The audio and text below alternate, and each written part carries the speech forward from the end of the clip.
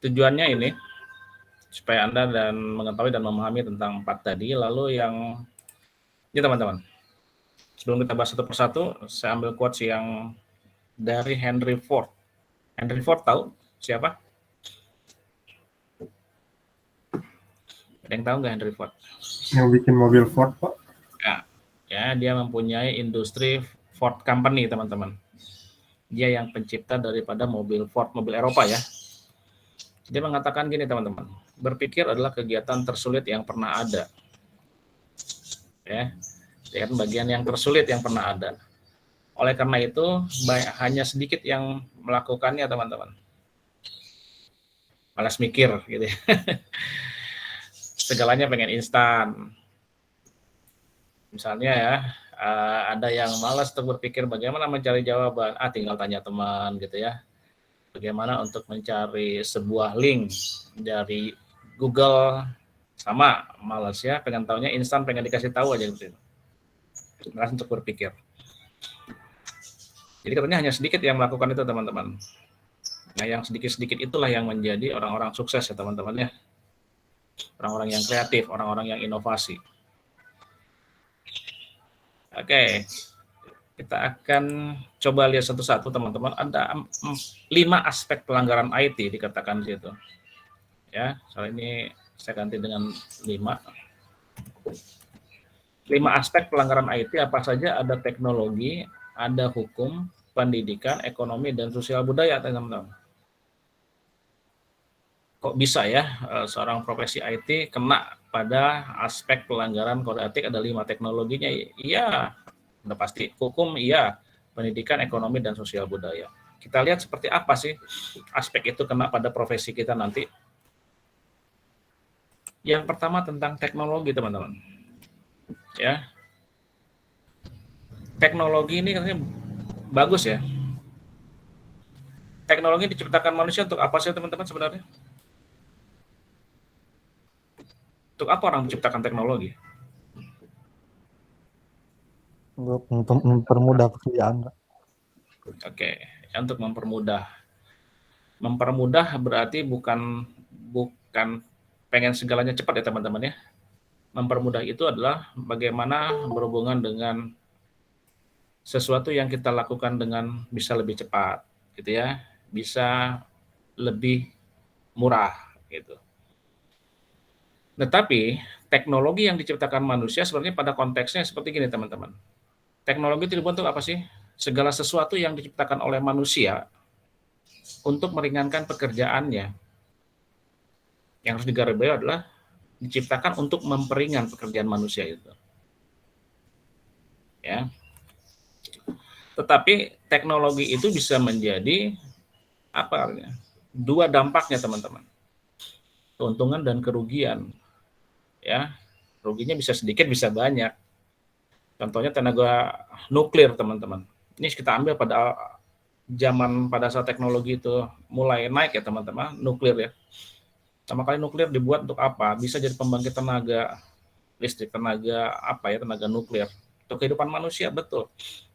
Tetapi di satu sisi, pada saat manusia itu dengan tidak punya hati nurani, tidak mempunyai ambisi, ya, untuk mencelakakan manusia, maka terjadi seperti Hiroshima itu teman-teman. Bom nuklir dijatuhkan, ya. Tidak tahu lagi berapa juta manusia yang meninggal pada saat itu. Itu dampak teknologi. Kalau di zaman sekarang, kira-kira apa dampak yang langsung? Handphone, ya, gadget kita, komputer, yang sekarang nih. Dengan handphone kita bisa menipu orang, ya. Dengan komputer juga bisa mencuri data orang, gitu. Ini teknologi yang berdampak pada 2 sisi baik dan sisi buruk. Tergantung kita menggunakannya pada sisi yang mana. Ya, kalau kita punya etika, punya etiket, dan punya hati nurani, maka kita akan menggunakan itu pada sisi baiknya. Tetapi kalau itu kita hilang dari kita, maka kita akan menggunakan itu untuk apa? Untuk sisi yang buruk. Yang berikutnya tentang law ya teman-teman ya, hukum ya. Aspeknya hukum sudah jelas di sini. Hukum untuk mengatur aktivitas di internet, terutama yang berhubungan dengan kejahatan di dunia maya, ya. Nah, ini masih banyak terjadi perdebatan, teman-teman. Ya. Debatnya di mana? Ada dua hal yang ini menjadi perdebatan. Yang pertama katanya adalah karakteristik yang bersifat lintas batas ini. Yang kedua ini, sistem hukum tradisional, the existing law. Kalau dilihat di sini, internet kan lintas batas ya teman-teman. Tidak ada sekat, tidak ada jarak, tidak ada waktu yang memisahkan dengan manusia itu dengan manusia yang lain di peradaban yang lain. Tetapi pada saat hukum ini berbenturan dengan yang nomor satu ini, teman-teman, katanya, karakteristik aktivitas di internet yang bersifat lintas batas. Contoh ya teman-teman ya, pada saat saya melakukan suatu pelanggaran gitu ya, pelanggaran di Indonesia, ya di Indonesia mungkin nggak jadi masalah gitu. Tetapi pada saat saya berbenturan dengan hukum di negara lain, seharusnya saya kena, ya. Tetapi akan menjadi sebuah perdebatan. Kan saya kan melakukannya di Indonesia. Tapi misalnya dirugikan orang Singapura, misalnya seperti itu. Nah, ini yang masih perdebatan. Apakah harus ada yang mengatur undang-undang ini secara internasional? Sudah ada memang, gitu ya. Tapi beberapa belakangan ini. Nah, itu yang masih menjadi perdebatan, teman-teman. Atau etika, ya, etika di Pulau Jawa berbeda dengan etika di Kalimantan misalnya. Teritorialnya berbeda. Ini akan menjadi sebuah perdebatan. Apakah bisa dibawa ke hukum Jawa Barat atau apa bisa di etika di Kalimantan, gitu ya. Yang kedua, sistem hukum tradisional, existing law ini, teman-teman, yang justru bertempu pada batasan-batasan teritorial dianggap tidak cukup memadai. Nah, pada saat tadi yang saya katakan, hukum itu berbeda di setiap tempat atau negara. Nah, yang menjadi hal kedua adalah hukum teritorial itu sendiri. Kalau di Indonesia atau di daerah Jawa Barat belum cukup hukum yang mengatur itu, maka itu menjadi sebuah masalah. Benar ya? Masalah dong. Kalau mau ya disamakan semua, seluruh Indonesia sama, atau seluruh dunia sama. Tidak ada lagi yang istilahnya territorial law, hukum teritorial sendiri, berdasarkan daerahnya, gitu ya. Oke, kita lanjut lagi ke nomor 8, teman-teman. Pendidikan. Kok bisa ya aspek pelanggaran IT di bidang pendidikan? Kalau di dalam arti pendidikan di sini, dalam kode etik hacker, ada kepercayaan bahwa berbagi informasi adalah sesuatu hal yang sangat baik dan berguna. Ya, ini bagi sisi para cybercrime, gitu ya. Sebentar saya cas dulu. Nah, dikatakan ada sesuatu yang hukum tidak tertulis di antara mereka harus membagikan sesuatu ilmu mereka kepada yang lain. Berbagi informasi nih, bagaimana saya bisa menembus keamanan sistem keamanan komputer jaringan yang lain, berbagi mereka. Akhirnya ya ilmu mereka saling nambah ya teman-teman ya. Kenapa dapat informasi dari yang lain? Nah, dikatakan gitu, ya. Berbagi informasi adalah sesuatu hal yang sangat baik dan berguna. Ini kalangan mereka teman-teman, dan sudah merupakan kewajiban kode etik nih lihat. Mereka pun punya kode etik teman-teman hacker. Ya, makanya ada istilah black book sama white book, gitu ya. Untuk membagi hasil penelitian dengan cara menulis kode yang open source. Open source itu apa teman-teman? Siapa yang tahu open source itu apa arti maksudnya?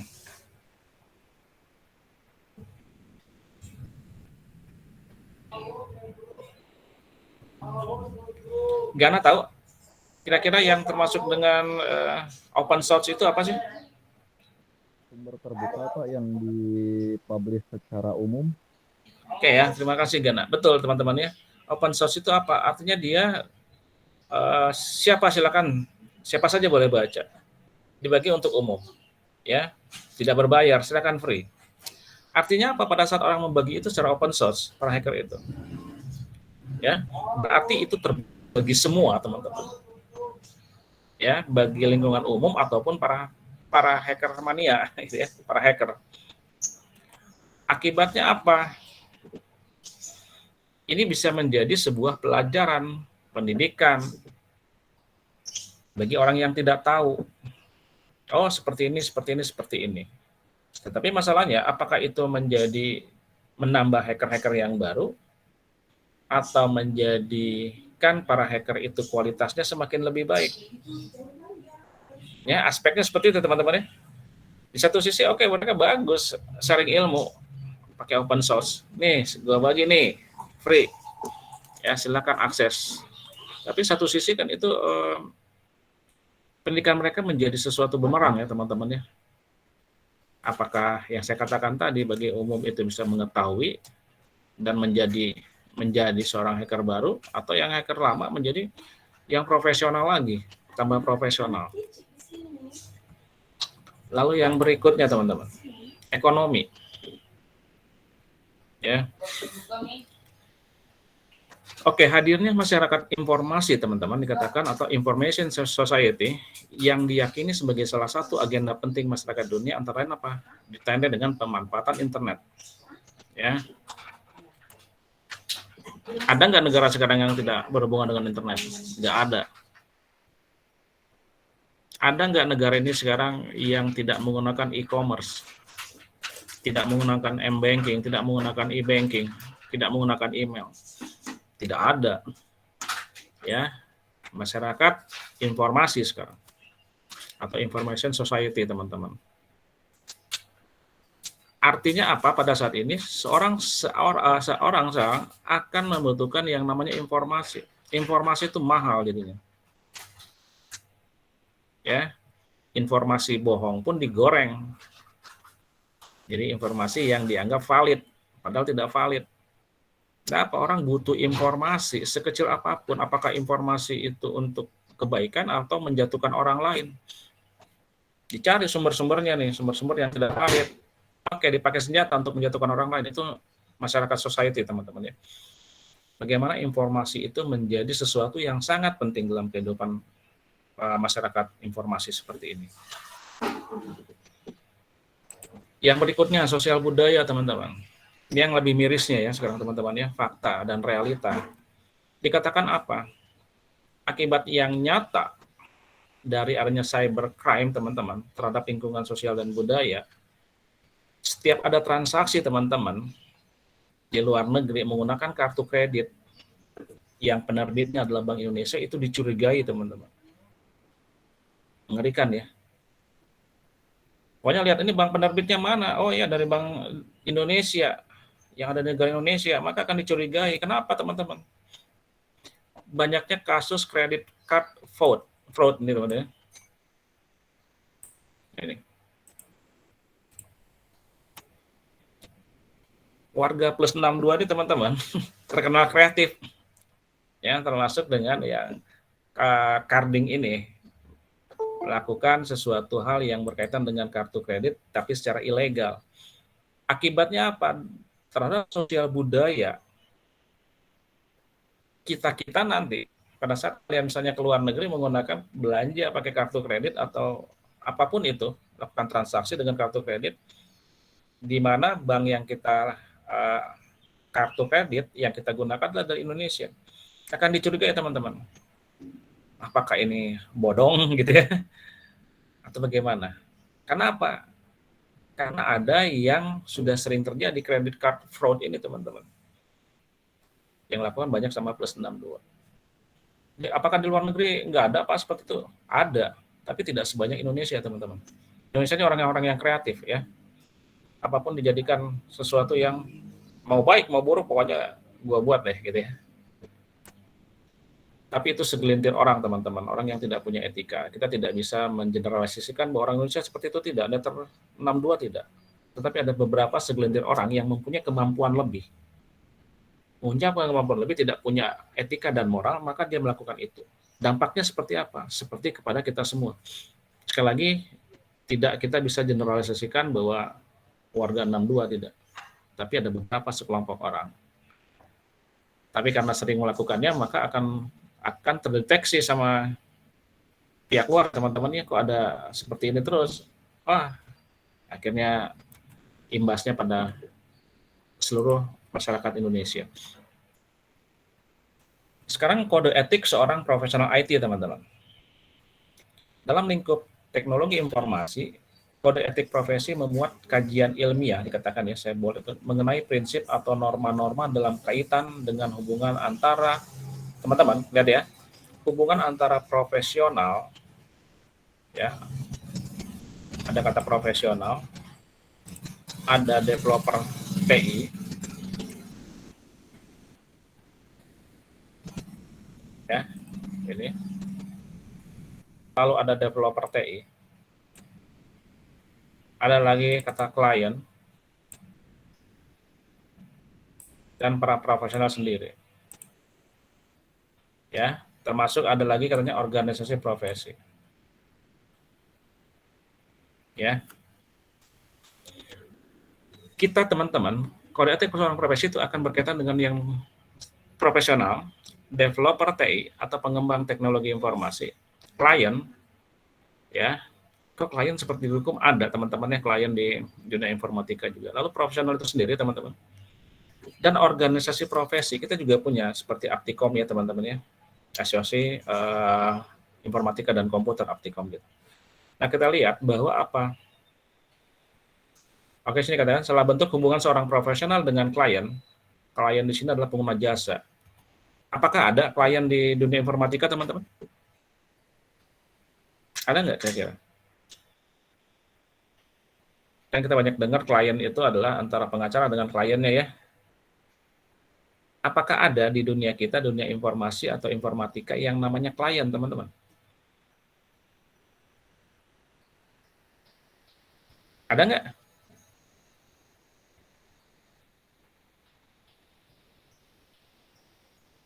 Siapa yang bisa jawab? Ada nggak klien di dunia informasi, dunia informatika, teman-teman? Siti Nuraini, kira-kira ada nggak klien? Ada. Contohnya apa?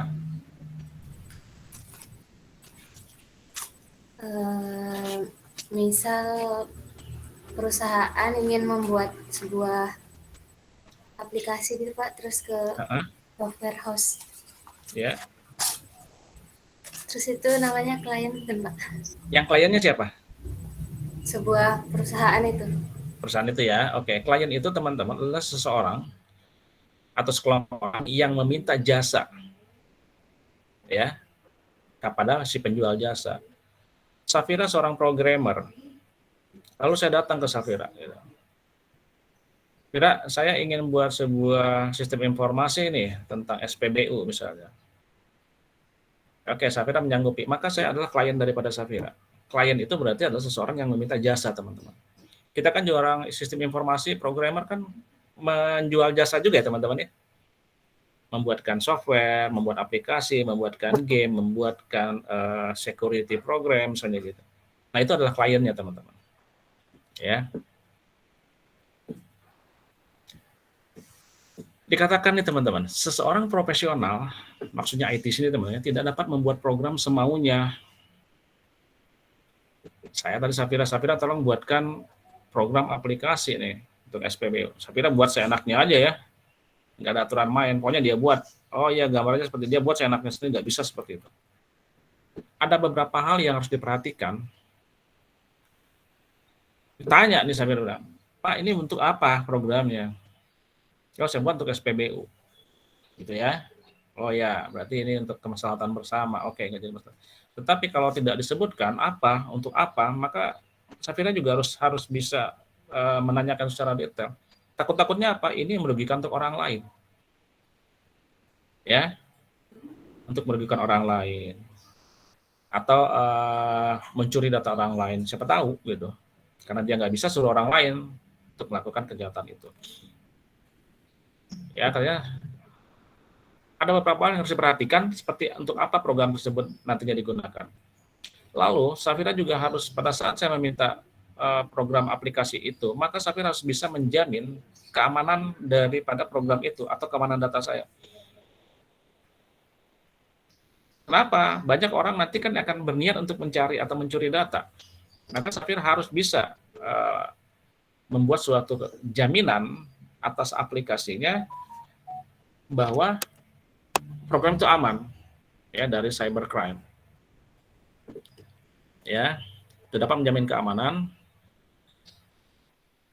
Dari yang mana? Keamanan dari mana? Dari yang orang-orang yang akan mengacaukan sistem kerjanya. Kalau program-program misalnya kecil ya, buat kasir, buat gudang, ya, kalau perusahaan-perusahaan kecil mungkin tidak akan dikacaukan teman-teman. Tetapi kalau udah skalanya besar, ya,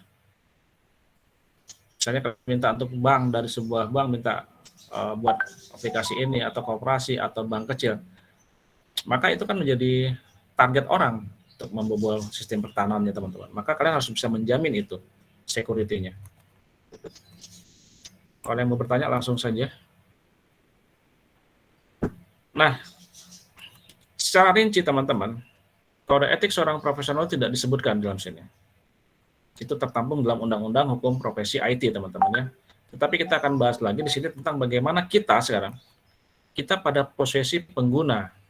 Ya, di satu sisi kita sebagai seorang profesional, tapi pada saat ini kita adalah menjadi pengguna juga. Dan kalian juga bisa harus mengingatkan ini kepada orang-orang yang di sekitar kita. Ya. Kode etik pengguna internet. Yang pertama katanya menghindari dan tidak mempublikasi informasi secara langsung berkaitan dengan masalah pornografi dan nudisme. Teman-teman ya. Tidak boleh. Dikatakan itu apa? Mempublikasikan teman-teman. Ya, mempublikasikan. Tapi pertanyaan saya nih, sekali lagi saya konteksnya pembelajaran dan pengetahuan teman-teman. Bukan konteksnya ke hal yang lain. Saya tanya dulu sama Irsa. Bagaimana kalau konten porno itu dikonsumsi oleh sendiri, Irsa? Bisakah kamu jawab? Jawab, Irsa. Gak boleh Pak, aku mah kalau ya itu mah gimana diri sendiri kalau kata aku mah Pak. Oke, kita berbicara konteks tadi, Irsa. Menghindari dan tidak mempublikasi. Kita bicara konteks dulu ya, Irsa ya. Nanti kita akan singgung dengan jawaban kamu. Kira-kira boleh nggak mengkonsumsi sendiri? Dalam konteks itu. Bingung Irsa jawabnya. Sok, Irsa. Boleh. Boleh ya, oke. Cukup sampai di situ, Irsa. Nah, pada saat dikatakan tidak atau menghindari atau tidak mempublikasi, konsumsi sendiri gimana? Bisa, boleh. Tetapi yang dikatakan Irsa tadi adalah kalau Irsa dia nggak mau, gitu ya. Kenapa? Karena ada hubungan dengan etika, ada hubungan dengan moralitas, ya, ada sisi dari agama yang untuk membuat itu tidak terjadi. Tetapi saya bicara tadi adalah konteksnya menghindari atau tidak mempublikasi. Untuk konsumsi sendiri silakan, tetapi pada saat Albertius menyerahkan atau memberikan itu pada orang lain, maka itu menjadi sesuatu hal yang bertentangan.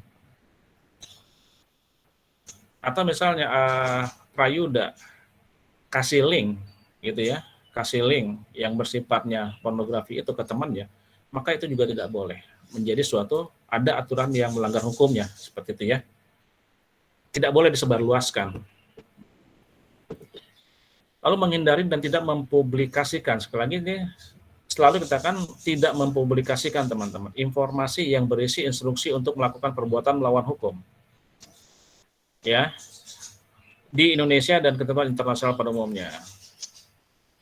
Contoh, mahasiswa sekarang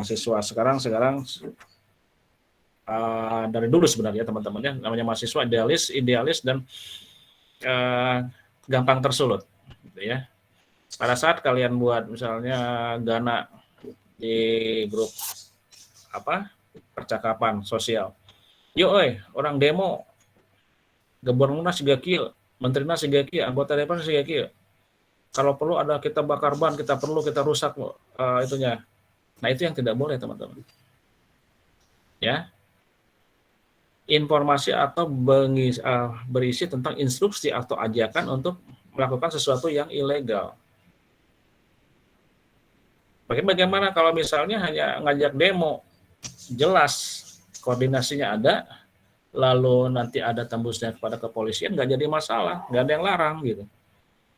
Tetapi kalau sudah mulai ada kata-kata misalnya untuk melanggar hukum ya, mengacaukan, membuat chaos, nah maka itu akan melanggar hukum teman-teman. Lalu yang berikutnya, tidak menampilkan segala bentuk eksploitasi terhadap anak-anak di bawah umur teman-teman. Ya, kalian pernah tahu teman-teman ya, ada balita silver teman-teman, anak balita yang menjadi manusia silver, manusia perak, pernah ya viral ya, kan itu di blow up gitu ya, diangkat ke permukaan, diunggah gitu kan, jadinya apa? Itu kan berarti eksploitasi terhadap anak teman-teman. Ya, kalau kalian misalnya mau mengunggah itu ya silakan saja unggah gitu ya, tapi ya harus hati-hati teman, akan bentuknya seperti ini. Ya, tidak menampilkan segala atau bentuk eksploitasi terhadap anak di bawah umur. Hati-hati untuk hal-hal seperti itu. Lalu menghindari dan tidak mempublikasikan informasi yang memiliki tendensi SARA teman-teman.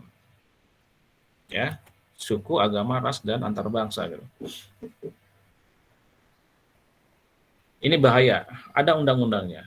Kalian masih ingat ya waktu pertemuan berapa gitu ya, saya katakan bahwa ada seorang mahasiswa pasca sarjana UGM, dia mencetuskan atau membuat sesuatu yang berhubungan SARA. Habis dia teman-teman. Ya, sudah dia dikeluarkan dari universitas ternama di Yogyakarta, dia dikeluarkan dari mahasiswa pasca sarjana, lalu dia kena hukuman pidana. Karena apa? Hanya menyebutkan seperti itu. Menyebutkan apa? Kata-kata orang. Ini saya sebutkan saja karena itu memang sudah kasus yang terjadi ya teman-teman. Orang Jogja, tolol dan seterusnya dan seterusnya. Dan itu di media sosial. Ini saya bukan mengulang apa yang dikatakan, tapi inilah bentuk dari apa yang sudah terjadi teman-teman. Ya. Dan kita konteksnya adalah berbicara tentang etika atau undang-undang yang berhubungan dengan SARA ini teman-teman. Itu.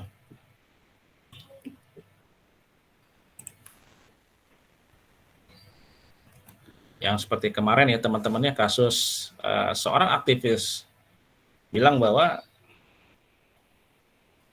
masuk lagi ke daerahannya, suku bangsa lagi yang kena.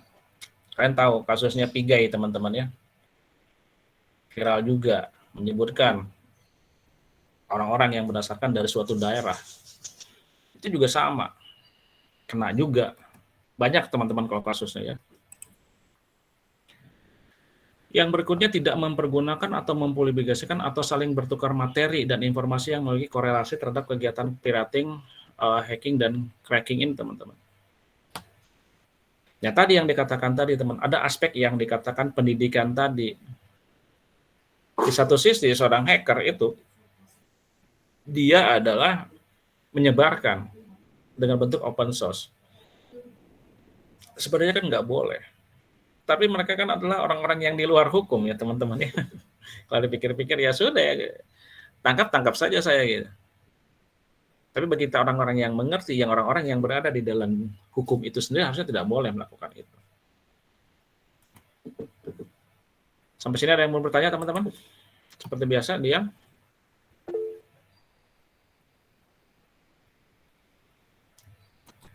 Oke. Silakan tadi Sasa izin ke toilet, silakan Sasa. Lalu yang ini teman-teman, ini yang sering terjadi. Ya, sering terjadi tanpa kita sadari, dan kita sadari ini sering kita lakukan teman-teman. Bila mempergunakan skrip, program, tulisan, gambar, foto, animasi, suara, atau bentuk materi dan informasi lainnya yang bukan hasil karya sendiri teman-teman. Ya, harusnya dicantumkan sumber itu. Ini saya buat kuis ya teman-teman ya, di kelas sebelah gitu ya. Satu, dia mencuplik habis teman-teman. Saya lihat bahasanya ya, fontnya berbeda, beda-beda. Terus dan satu hal lagi, jawaban si A dan si B ini sama persis teman-teman. Ya, kok bisa sama persis padahal yang ditanyakan soalnya tentang pendapat. Ya, saya bilang saya jarang sekali sifatnya teoritis dan konseptual teman-teman, karena saya ajak kalian berpikir kritis. Karena kalian bagaimana mengembangkan ide-ide kalian, atau bagaimana kalian bisa mencari sebuah analisa dari sebuah masalah. Tetapi kok bisa ya, si A dan si B ini sama persis. Bahasanya sama, pendapatnya sama, komanya sama. Gitu. Kan sesuatu hal yang nggak mungkin teman-teman. Ya, seperti itu. Nah ini sering terjadi. Saya sudah ingatkan sama kalian semester 7 sebentar lagi akan membuat karya ilmiah dalam bentuk skripsi teman-teman. Hati-hati sekali. Ya. Berdasarkan mengambil cuplikan redaksional, kutipan dari seorang buku, maka harus dituliskan dengan aturan yang sudah baku ya, misalnya ada namanya, halaman berapa, judul bukunya, seperti itu. Dampak yang paling besar nanti ada di penguji pembimbing sama kalian. Undang-undangnya apa? Kalian minta dicabut gelar kalian. Si pembimbingnya bisa kena sanksi. Ini harus hati-hati. Ini yang sering terjadi teman-teman. Yang sering kita lupakan. Ya, banyak yang mengutip-ngutip. Silakan ngutip, nggak jadi masalah. Sebutkan sumbernya teman-teman. Tetapi pada saat kalian konsep sekarang atau kalian berpikir kalian akan mau skripsi, tolong jangan seperti itu lagi, jangan mengutip habis-habisan teman-teman. Ya, itu namanya plagiat dan itu dilarang di institusi perguruan tinggi. Karena kalian akan menjadi seorang orang yang praktisi atau menjadi akademisi, tidak boleh seperti itu teman-teman. Ya, ini hati-hati nih, ini yang sering terjadi teman-teman. Terjadi karena tahu dan tidak tahu gitu. Bahayanya kalau yang tahu dan dilakukan. Lalu tidak berusaha untuk melakukan serangan teknis terhadap produk, sumber daya, atau resources, dan peralatan yang dimiliki pihak lain, teman-teman. Ya, kalau kita berbicara tentang internet, jaringan komputer, ini sangat mungkin dilakukan. Ya, cyber attack ya, teman-teman ya. Lalu menghormati etika dan segala macam peraturan yang berlaku di masyarakat internet umumnya. Dan bertanggung jawab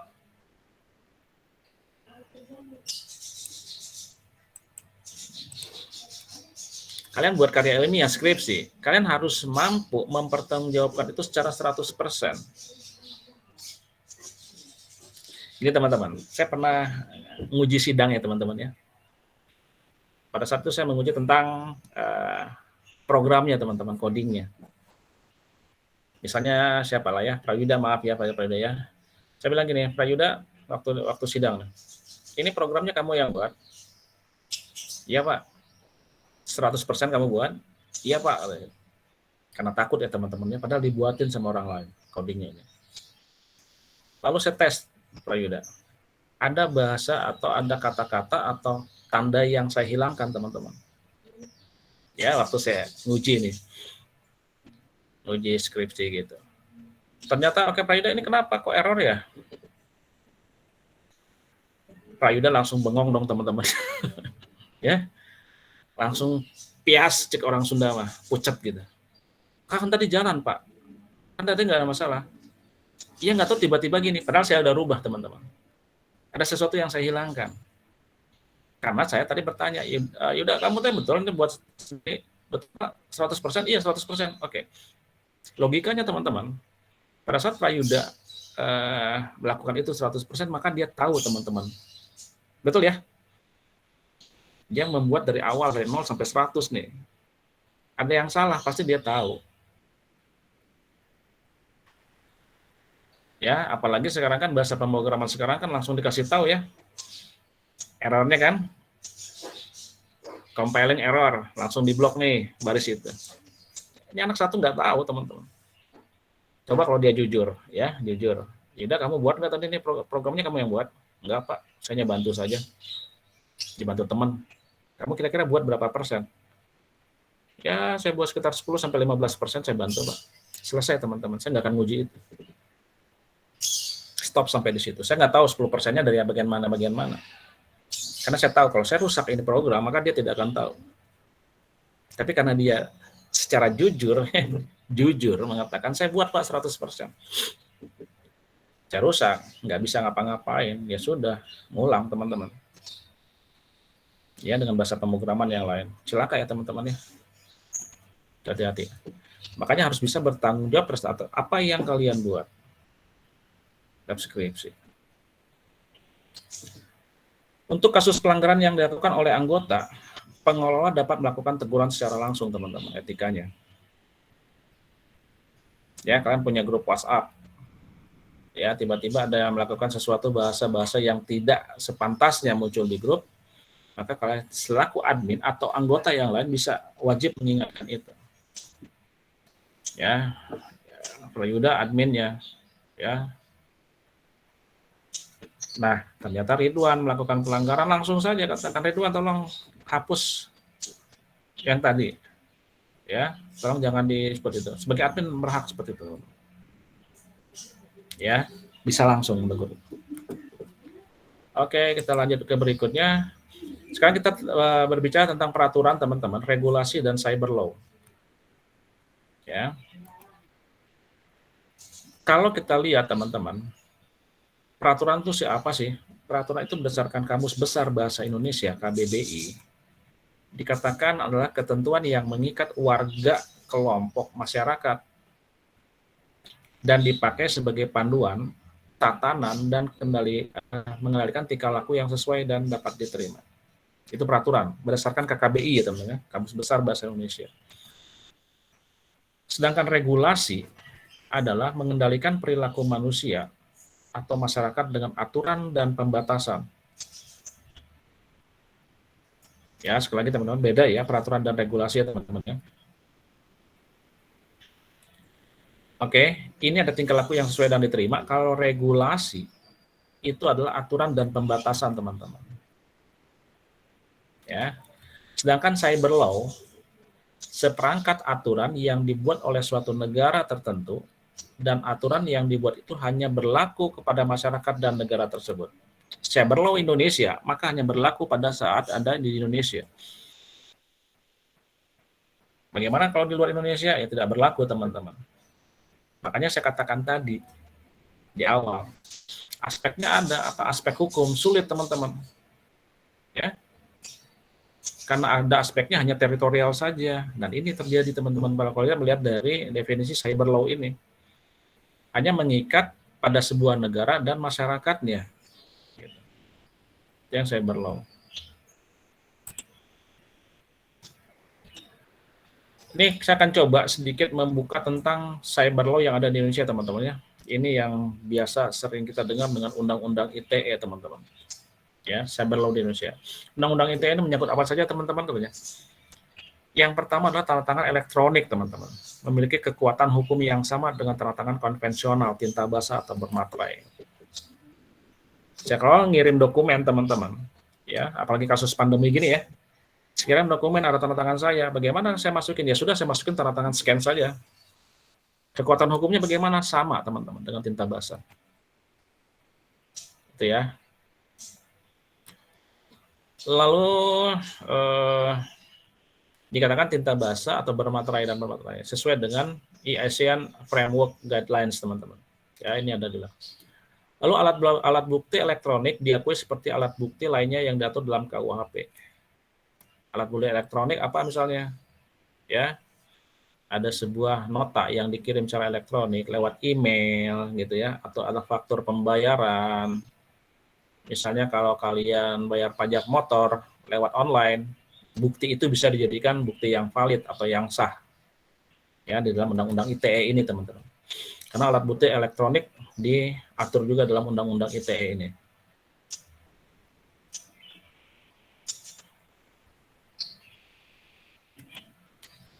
Kalau ITE tahu nggak Pak singkatannya?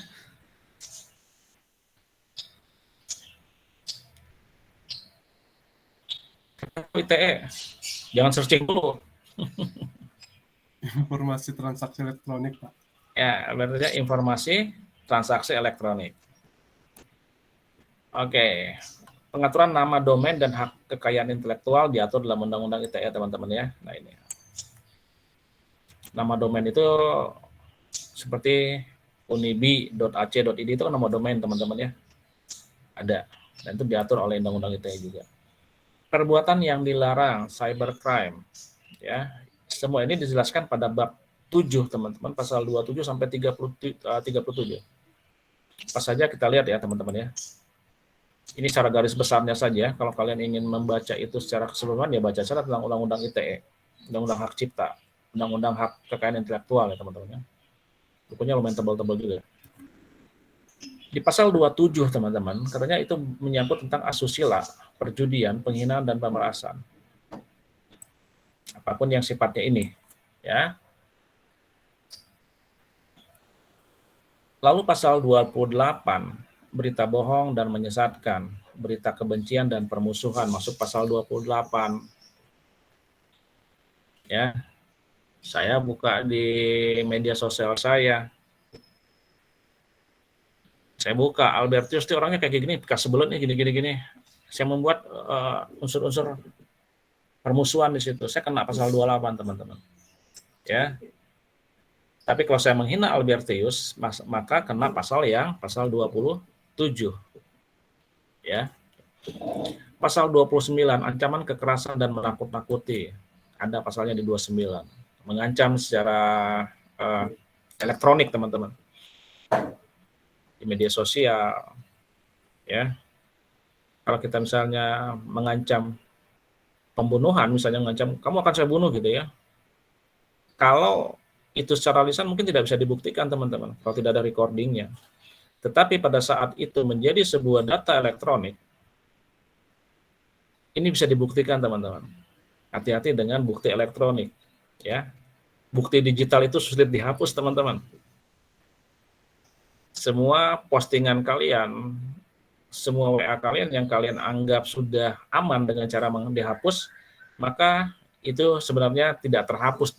Yang terhapus di media kalian saja, teman-teman, di perangkat kalian. Pak, sudah saya hapus, Pak, 3 tahun yang lalu itu pernyataan itu. Oh, bisa dibongkar kembali, teman-teman. Ya, bisa dibongkar lagi. Minta aja ke providernya, kalian pakai apa kartunya, misalnya gitu. Dan itu akan bisa dibongkar kembali kalau, sekali lagi ya, kalau ada permintaan penyidikan atau penyelidikan dari kepolisian, teman-teman. Jadi kalian jangan merasa aman nih, saya pernah menjelek-jelekan nama Prayuda, menghina Prayuda, ternyata postingan itu sudah hapus. Ada bukti digitalnya, teman-teman, dan itu tidak akan pernah terhapus, gitu ya. Lalu akses komputer pihak lain tanpa izin, cracking ya, teman-teman, ya, ini udah jelas ya. Itu cybercrime-nya ada di sini. Lalu penyadapan, perubahan, dan penghilangan informasi. Nah, kalian menghilangkan informasi, kan hapus informasi itu, kena 2 pasal nantinya, teman-teman ya. Sedang mengancam menghilangkan bukti dan informasi. Oke, kita lihat lagi ke berikutnya. Pasal 32 itu berisi tentang pemindahan, perusakan, dan membuka informasi rahasia, teman-teman. Ya, ini hanya orang-orang yang punya skill yang cukup ya, teman-teman, kalau pemindahan, perusakan, dan membuka informasi rahasia, informasi negara gitu ya. Orang-orang yang mempunyai kemampuan yang lebih di dalam dunia IT. Lalu bagaimana dengan virus? Ya, sama, ada pasal 33 juga. Membuat sistem tidak bekerja. Lalu pasal 34, tanpa hak atau melawan hukum, memproduksi, menjual, mengadakan atau digunakan, mengimpor, mendistribusikan, menyediakan atau memiliki, teman-teman. Ini nggak disebutkan apa objeknya, teman-teman ya. Tanpa hak saja atau melawan hukum, memproduksi apa, menjual apa, mengadakan untuk digunakan apa, mengimpor apa, mendistribusikan apa. Berarti adalah sesuatu yang berkata ilegal, teman-teman. Ya. Lalu pasal 35, menjadikan seolah dokumen itu otentik. Ini phishing, teman-teman. Ya. Tahu phishing, teman-teman? kepala ya, suka pusing atau kepala ya. Aduh, saya teh pusing banget. Pusing, Pak. Oh, pusing itu ya. Apa pusing itu apa? Meniru, Pak. Meniru ya. Bukan misalnya kalau kita buang air kecil jadi bau pising ya teman-temannya kalau nggak disiram ya. Nah, phishing itu bagaimana? Sama halnya seperti ini teman-teman. Kalian punya akun Facebook, akun Instagram. Ternyata tiba-tiba kok diambil orang lain ya, di-hijack ya, dibajak ya. Itu juga sama dengan phishing teman-teman. Saya masuk ke akun orang lain seolah-olah saya adalah pemilik akun itu. Itu banyak sering dilakukan sama orang. Ini phishing nggak boleh. Menjadikan sebuah dokumen otentik. Phishing ini. Seolah-olah dia yang punya, padahal tidak ya teman-teman ya. Lalu kita akan singgung yang di Singapura dulu teman-teman, negara tetangga kita. Cyber law di Singapura. Singapura itu punya yang namanya The Electronic Transaction Act, teman-teman, atau ETA. Bukan ETA sahanya, ETA. Electronic Transaction Act. Untuk menciptakan kerangka yang sah tentang undang-undang untuk transaksi berdagang elektronik di Singapura yang memungkinkan bagi menteri ini. Tapi yang jelas untuk apa? Yang berkaitan dengan kontrak elektronik, teman-teman, di Singapura itu. Kewajiban penyedia jasa jaringan. Ya, sama seperti tadi. Saya dibuatin, Siti Nuraini, saya tolong dibuatin dong di kantor saya buat jaringan. Nah, saya adalah kewajiban kamu sebagai penyedia jasa itu seperti apa? Undang-undangnya ada. Tanda tangan dan arsip elektronik sama saja dengan undang-undang ITE. Ini juga hampir sama teman-teman ya. Ada privasi, cybercrime, spam, lalu muatan online, copyright. Kalau copyright kayaknya seluruh dunia sudah menanamkan itu teman-teman. Oke teman-teman, ada yang ingin ditanyakan sampai sini?